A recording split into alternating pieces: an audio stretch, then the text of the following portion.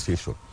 And Parliament, you will not believe, your expertise in Parliament is built out of years of experience in Parliament, through parliamentary procedures, and of course, some parliamentary trainings abroad, here and abroad. How do you reflect on your days as a parliamentarian? What was your biggest achievement? You see, our biggest achievement is to give the impetus to Parliament. One was, Parliament is representative and is an oversight on governance. Now, our biggest achievement that has been recognized, not only in the Gambia, nor in the sub-region, but across the world within the international institutions, was our parliamentary oversight, especially the Public Accounts then and the Public Enterprises Committee. Now, there were some other things that we have achieved, but that may not be known to the public. If you remember, sometimes we are referred to as rubber stamp parliament, because the internal mechanisms in place for oversight, the outsiders don't know.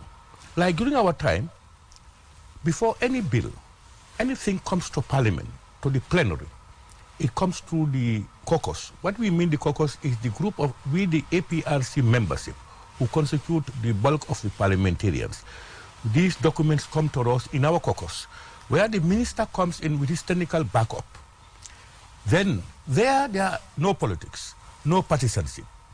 It's the people you represent against the executive. And then people have said that, okay, the National Assembly members during Jammeh's time, the APRC NAMs failed the interests of the Gambian people. This is what I'm saying, this because they don't know. What I'm saying is, ask some of them who were in the executive and those who were playing. You come to the APRC caucus. If you sit at the APRC caucus and you see how we drill the ministers on what they have presented, you will then begin to appreciate who we are. They are what we call, we clean our dirty linen in-house. We agree, we will put our facts across.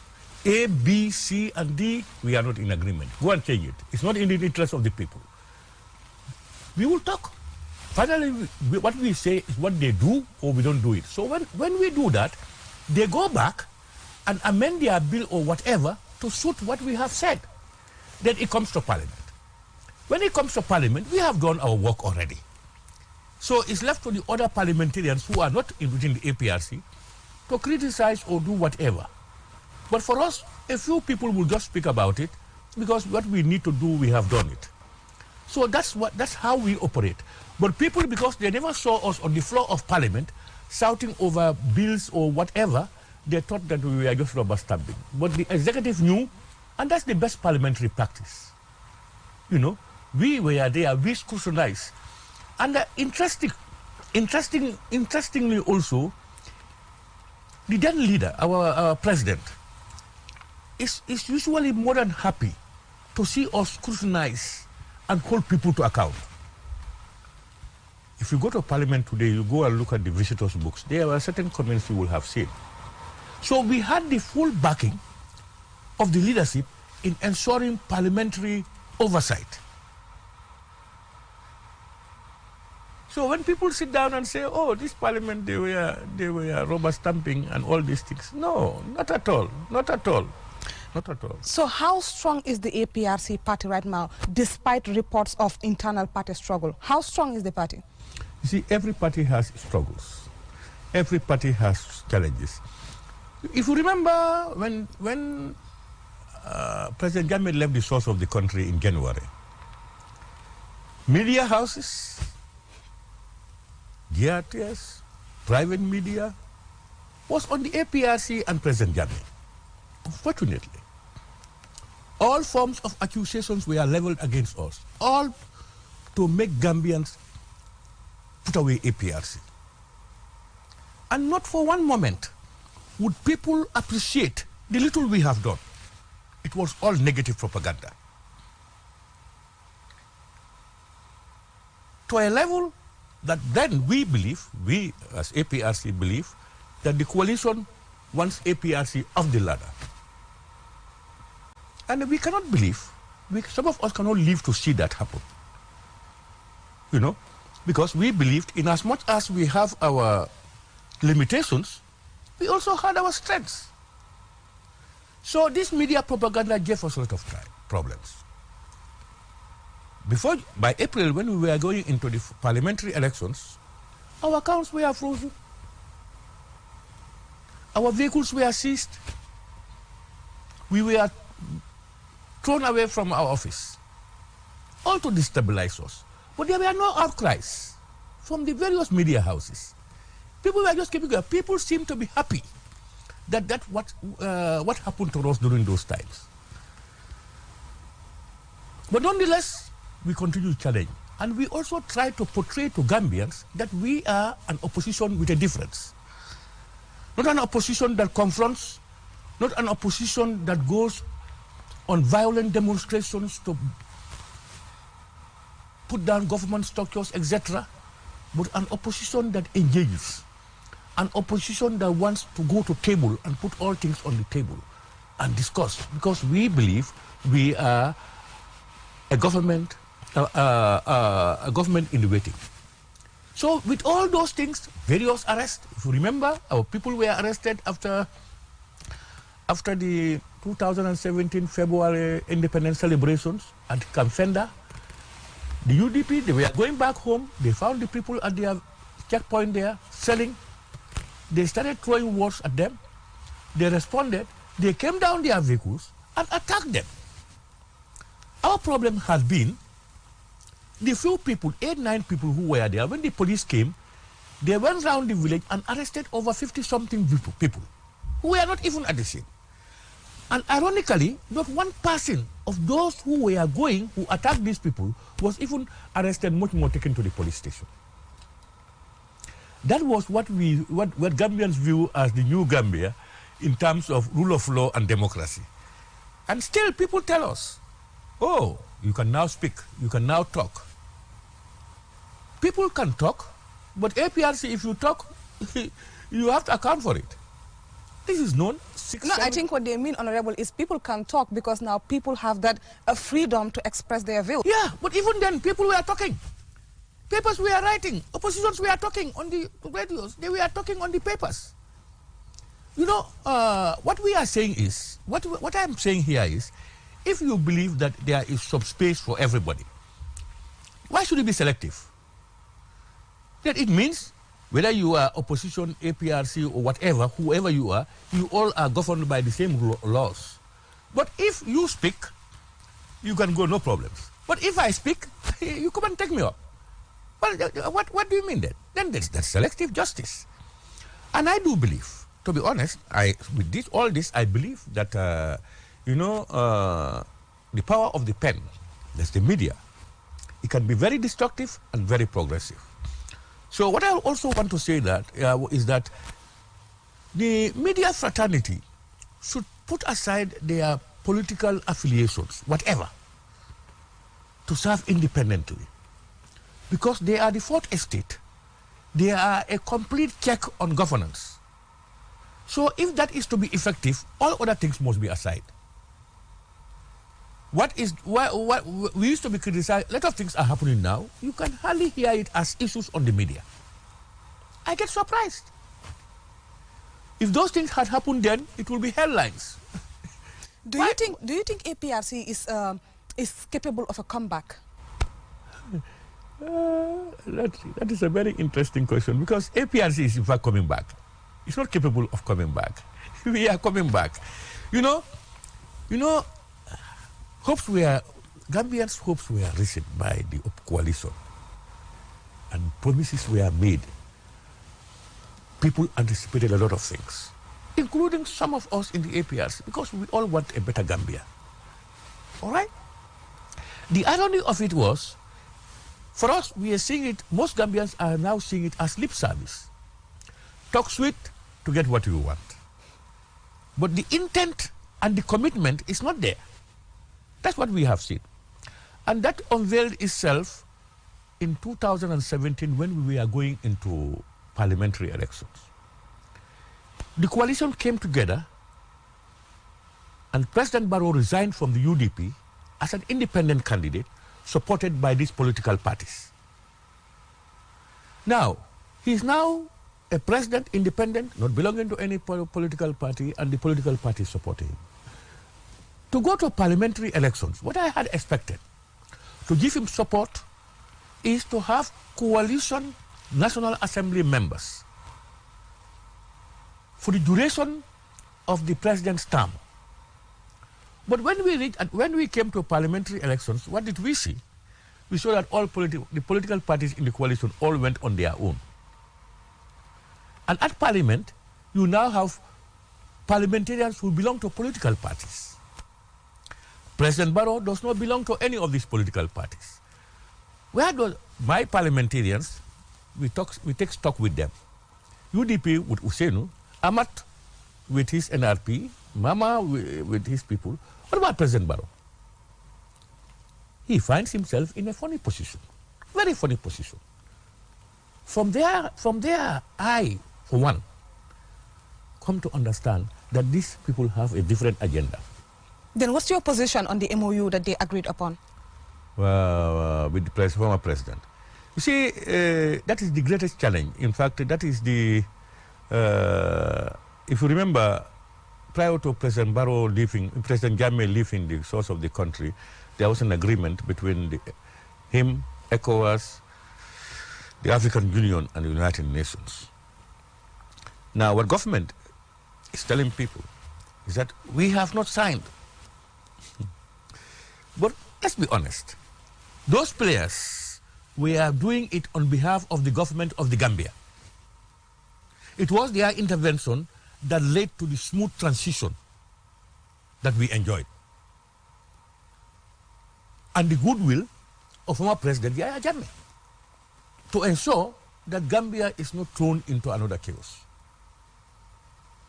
Now, if you had those agreements, ECOWAS is still alive. African Union is still around. United Nations is still around. The documents are still there. You go to the website of United Nations, you find it there. Our challenge is, why are they not engaging government to ensure that that MOU is respected? If they are not doing that, well, all what it can indicate is that they had bad blood at the time of negotiations. That they wanted Yahya Jammeh, just go. Whatever they can do to make him go is what they are after. That's not decent diplomacy. And that is not in the interest of the Gambia. Because this government will one day go. Governments will come and go. But where we negotiate and agree, if we cannot hold those arrangements in trust, who else will trust those negotiations? Who else will yield up to any form of negotiations? One. Two, this witch hunt. Yes, we made mistakes. Agreed. And even within the first year, Barrow government made series of mistakes. Series of them. But shouldn't we turn a new page? Shouldn't we move from one step to another? Otherwise, what will happen is, President Jammeh is out, he's being witch hunted, APRC is being witch hunted, they will go out, another government will come in and they will be witch hunted. That is not the interest of the Gambian people. The Gambian people would want to ensure that we all reflect, to ensure that we don't repeat the errors of the past. Two, we provide for the betterment of the Gambian people, irrespective of your party or your tribe or region or whatever. This is the interest of the Gambian. I'm glad we talked about internal party struggles, and like you said, it happens everywhere, in every party.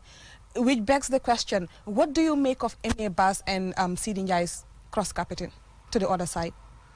You see, I'm a firm believer of the principles of democracy, and I believe that people have a right to belong to a party and to leave a party. What I don't believe is dishonesty, conscience. I believe as human beings, we should always be dictated by our conscience. You know, Sidi did very well for the party.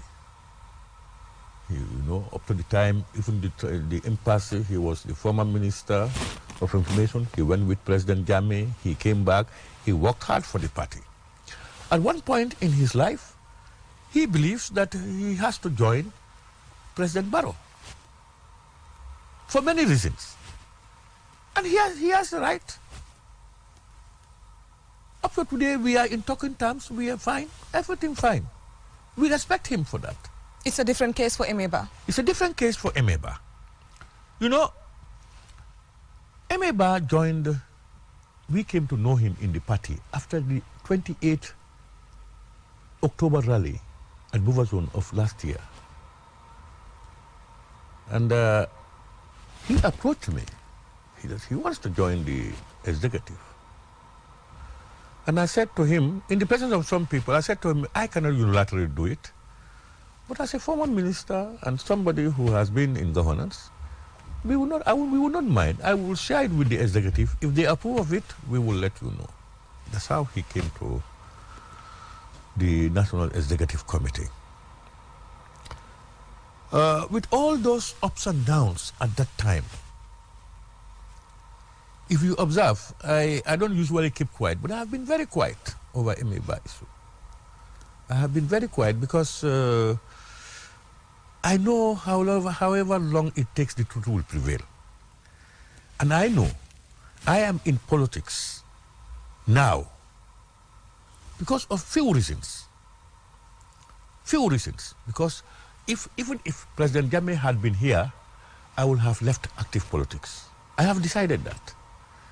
I came back because I owe it to the Gambian people who had been voting for us as a party, myself, President Jammeh, and all other APRC members who have voted. And two, I also believe that the party has done enough that it's not just be thrown off board like that. We should be able to look inwardly, correct errors, whatever errors we make, and then consolidate our gains and move forward. That's why we came in. So when this thing happened, we were a little bit quiet. People were talking, supporters were talking, but I was not talking about it much. But finally, it came to everybody. Eme, when he finally decided to go to the UDP, he had said himself that he had never been a member of the APRC. So to an extent that sometimes we on hindsight, we say, was he planted to shake us up? Somebody who had not been, who claimed not to have ever belonged to the party. And you have risen to the level of deputy party leader of that party. And even struggling to be the party leader. So it means, on hindsight, you will want to believe, you believe there was something fishy there. Something was there to destabilize us to do anything out. But we were strong. Let's push it way back to the 2016 elections, Honorable, because you did say that you believe the elections was rigged. What made you come to that conclusion? Thank you very much. If you look at the 2016 elections, December 2016,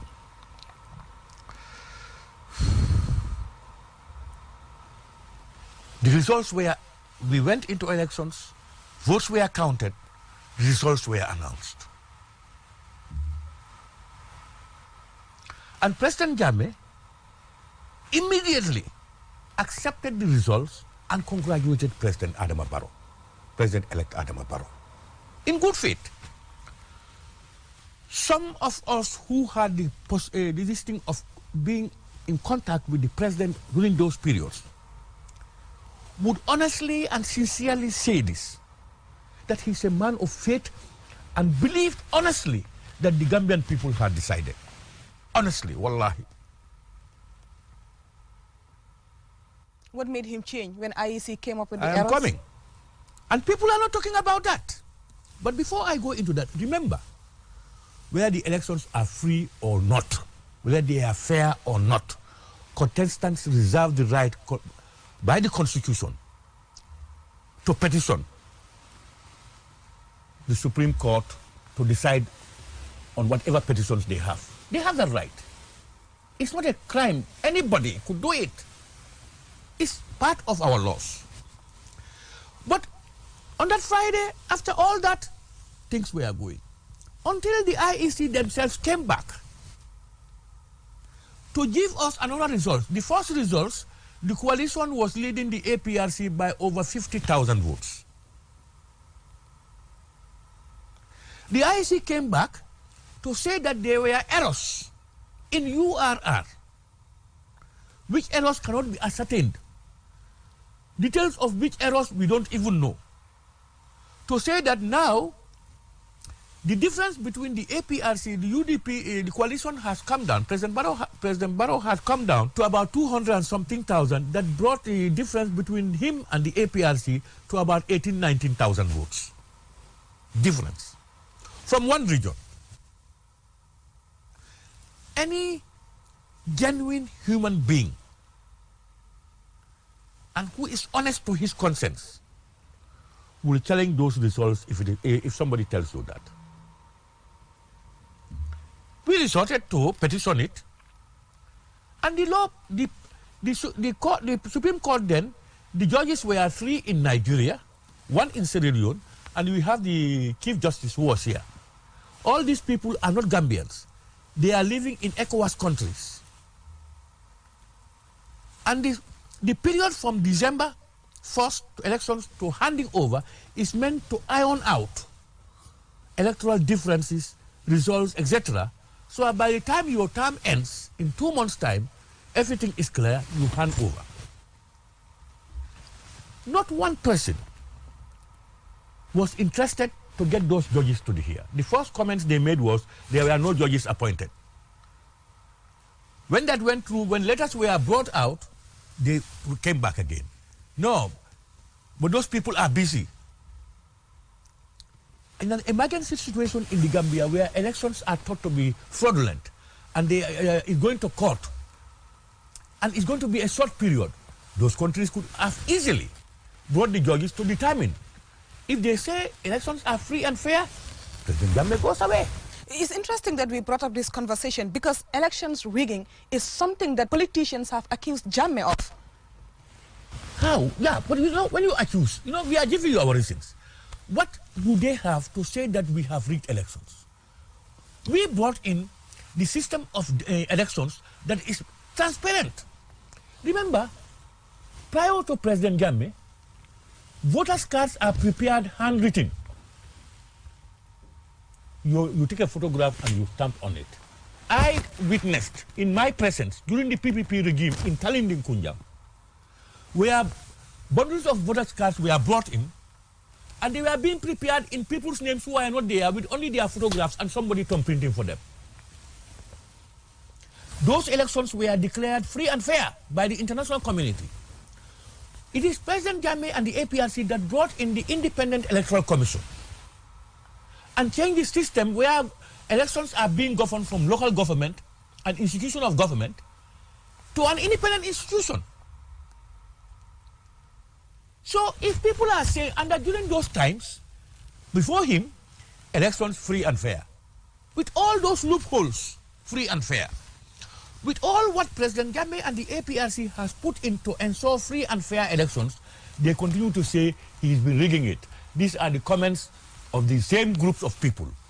That those are some of the ECOWAS member states, the African member states, and the United Nations. Because and one of the comments we had been a pin in their listing. And one of the response was from Honorable Ahmad Ba, because he sat exactly where he's sitting right now. I asked him the question that Honorable Fabakary Tombong Jatta said the 2016 elections was rigged, and he said the only reason you are saying that is because your party is used to stealing. Yeah, I wish you bring me. I'm open where I will have Ahmad by my side, and we will bring out the facts. He has more questions to answer. Ahmad has more questions to answer. Even just recent tragedy at the Amdalai border. Every Gambian, all those people are coming to complain. Ahmad found them there when Gambians are being bullied and these things. He said he would iron it out. He left them there and went. You remember our girls going into the Middle East for these jobs? You know what he had been saying over the air? If you want the facts about these things, we are open. I am saying that I'm not saying that APRC we are perfect. I'm not saying that. We made mistakes. That's why when we came in, we looked inward, looked at all what had happened from our own perspective, and tried to put in mechanisms, regulatory mechanisms, that will ensure a non-repetition of those things. But people will tell you, APRC we have been stealing, APRC we have been. Bring out evidence, as we are doing now. Now, if you look at the elections, with all those things that happened, nobody was busy about getting those judges to the Gambia to get it determined. They were busy about putting in troops to come and invade the Gambia. To bring troops to the Gambia and to bring 4 judges to the Gambia to determine, which is easier, honestly. We will get to the troops part, but first, let's talk about the chairman of the IEC, because you called for his resignation during this entire thing. Why? Do you think there is conflicts of interest? Very much conflict of interest. Evident to everybody. Evident, very clear. The Independent Electoral Commission has no pressure. Elections being so delicate to rush to conclusions. They have all the time to tabulate, analyze, and do, and make sure that whatever comes out it cannot be challenged. What made them rush to give us double results? 2, you are supposed to be independent. The IEC chairman was on records, televised records, to say that he's happy that the APRC is out and the President Jammeh is gone. IEC chairman. From that moment on, he should have resigned if APRC is going to contest any elections.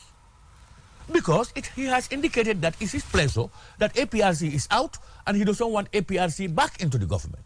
If the chairman of the Independent Electoral Commission can say that against a political party, you expect that that chairman to remain there? He was talking about protecting the integrity of the IEC. The only way to protect that is for him to resign. No amount of words or talking can make him can change people's perception of the Independent Electoral Commission. He also alleged that he was told by President Jammeh to add 25,000 votes on records to the votes. 2 things. And when he was asked during the impasse, have you talked to the president? He said they have never talked. That is not true then. Or through a third party. 1.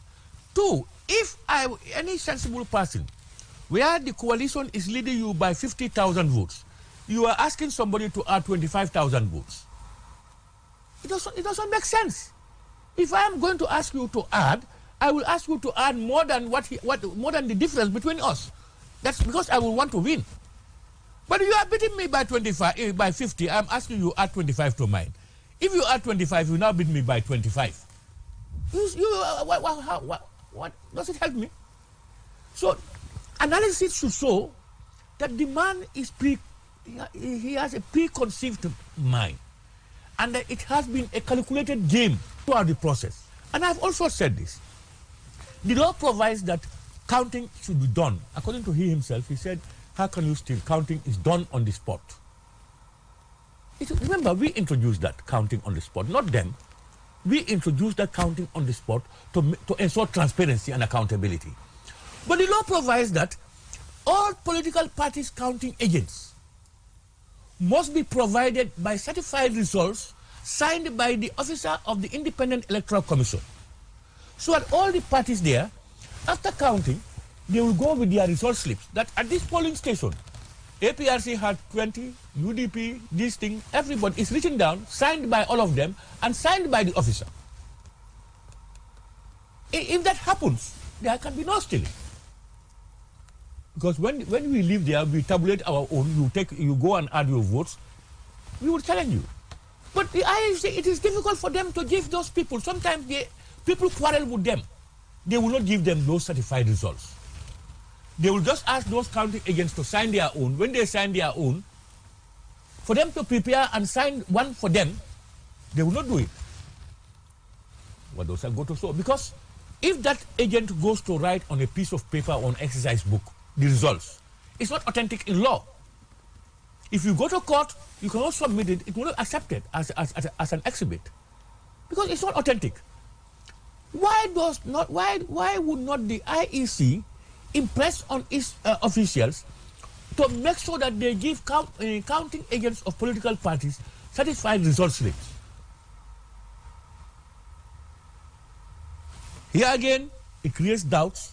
It means, because if that is done, they cannot do anything again. If that is done at that level, IEC cannot do any stealing.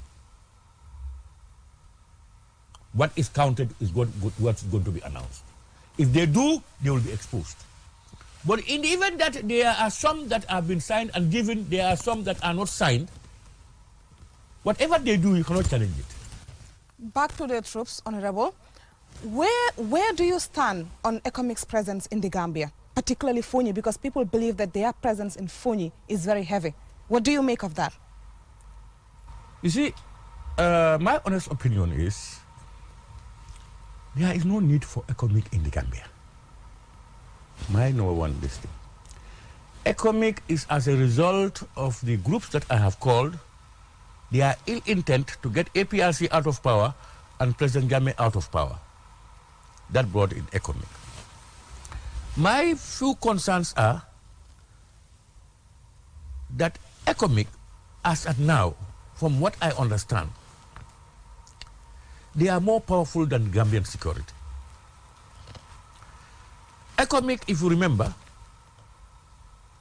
shut down Haruna during a peaceful demonstration. Faraba incident, people were killed. That report is out. Haruna Jatta's report is still pending. Nobody knows what has happened. The most recent one, Faraba, is out. What about Haruna? A Gambian shot down by Senegalese forces. So for me, I overheard President Barrow saying that, unlike, they said President Jammeh is powerful, Sembo Balal powerful, but he has the army and the which I just wanted us to come back to, because imitation is the strongest form of flattery. It looks like he is really looking up to your man there. Yeah, he's saying that, and then he's saying, but in addition, he has ECOMIC. That's an insult. You know that Gambia, we are now the worst thing is we have almost lost our sovereignty in all forms. And that the oath of office is that you are going to protect the independence and sovereignty of this country. Under no circumstances, bilateral relations excellent. There is no cause where Gambia and Senegal should not work together. We are one family. But we are independent states. But Gambia, whatever you do, even if a Senegalese comes here and a soldier beats you, you better run. Remember, our man, one truck driver was beaten in the presence of the police at Siba North, tied up in the Gambia. And when the MP was talking to the man, he doesn't want to talk to him when he introduced himself. The police officer in command there, he doesn't want to talk to him. In the Gambia. But even if the man is wrong, can you take a man, knock him with a gun, beat him, tie him up? That is where we are. You go to our fishing listings, it's managed and controlled by Senegal. Even our own security setup, Gambians are nominally there. Most of these things are done by so-called ECOMIC and Senegalese soldiers. They know the ins and outs of our country. No more secret place for them. All what they want to know, they have known it. That's my regret. Honorable, from the impression of the Jammeh Commission of Inquiry, it looks like we have a lot of things to recover from the former president. What's your position on that commission? You see, my first position is, if you are indicted in a commission, you should resign from the commission.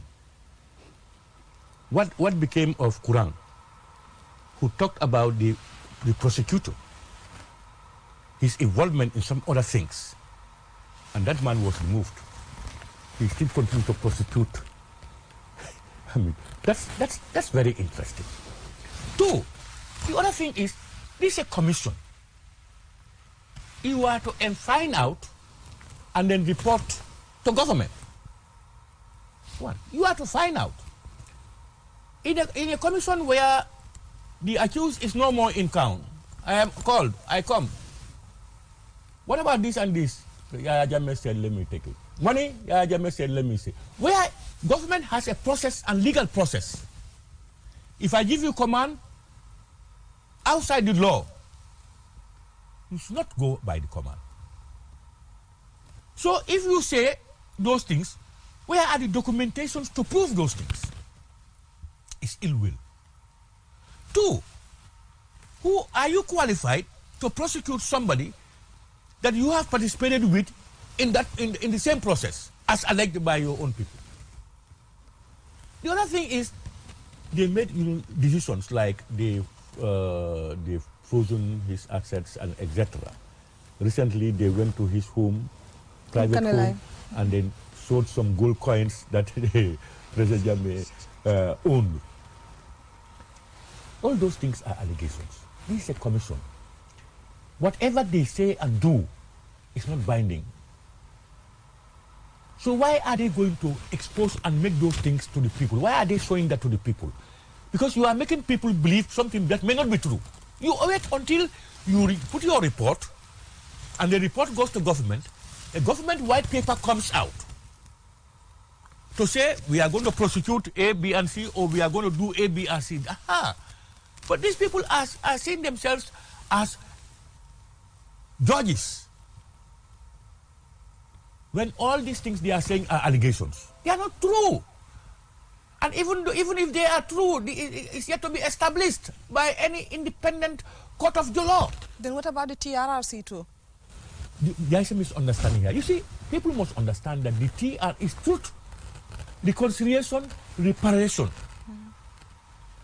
What we know of the TRRC throughout the world is, 1, establish the truth.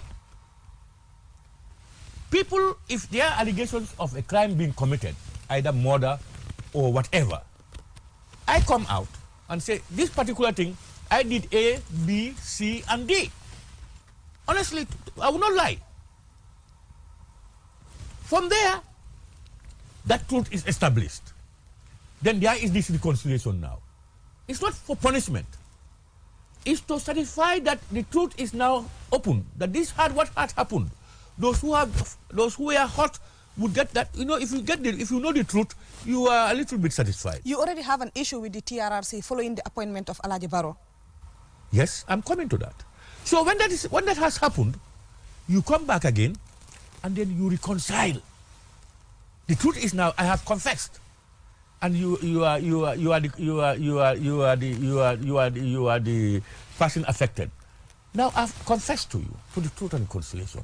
Now then we reconcile, we pardon each other, and then reparation. Government now takes something and said, you are affected, take this and console yourself. That's what the TRRC is for. And people here thought it's a court case. Yes, its composition. You know, if you look at this coalition government, Barrow government, is dangerous. Remember, they held coupists here. People who are trying to overthrow the government of the Gambia, they came, they were rolling red carpets for them. That's very dangerous. That's why in one of my interviews I said, whoever attempts President Barrow's government, and we come into government, if you come here, we are going to prosecute you. You now appoint somebody as, I don't know, research consultant or whatever, in the TRRC, who just about 2 years ago was part of the people who wanted to overthrow the government illegally. He escaped and went. He was convicted in the United States. You bring him to come and investigate. So there are no sincere, honest, independent-minded Gambians who can do it except this particular person. Or is there a motive? So these are our concerns. There are a lot of decent Gambians here. Why are we being controlled by one section of it? I will give you the example of the issues happening now. The Social Security and Housing Finance Corporation. If the new Gambia is saying we need transparency, accountability in governance, you must allow for whistleblowers, especially workers. If out of 300 and something workers, 200 and something workers are saying that something had happened, And these are all backed by documents. These are not allegations. They are facts. It's all backed by documents. That aside, the ombudsman, whose mandate is for administrative justice, we created the ombudsman for administrative justice. They came out to establish the same facts as alleged by the workers. Government is coming out following a commission to tell people that no, some of those things have not happened. Sending away Kamara, who is the workers' representative on the board. He represents the workers. He speaks on their behalf. You're punishing him for that. And two, you are threatening staff, forcefully bringing back the managing director, not looking at the issues. I am telling you, take it from me, the people of Social Security and Housing Finance Corporation, most of the allegations they have said are true to the letter and backed by documents. Documents, some of which I myself now have. Look, if we want accountability and transparency, if you are frustrating and punishing people for unveiling fraud, then you are encouraging. Who will talk tomorrow? Who else will talk? Thank you very much, Honorable. Just before we go quickly, tell us where the APRC stands right now and the upcoming Congress. Yeah, we are fine. You know, we are used to Congress. You know, we are going to Congress from the 14th to the 16th of December.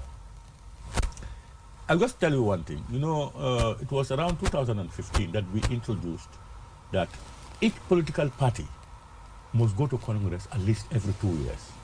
Because we had seen political parties that had lived the test of time, never going to Congress.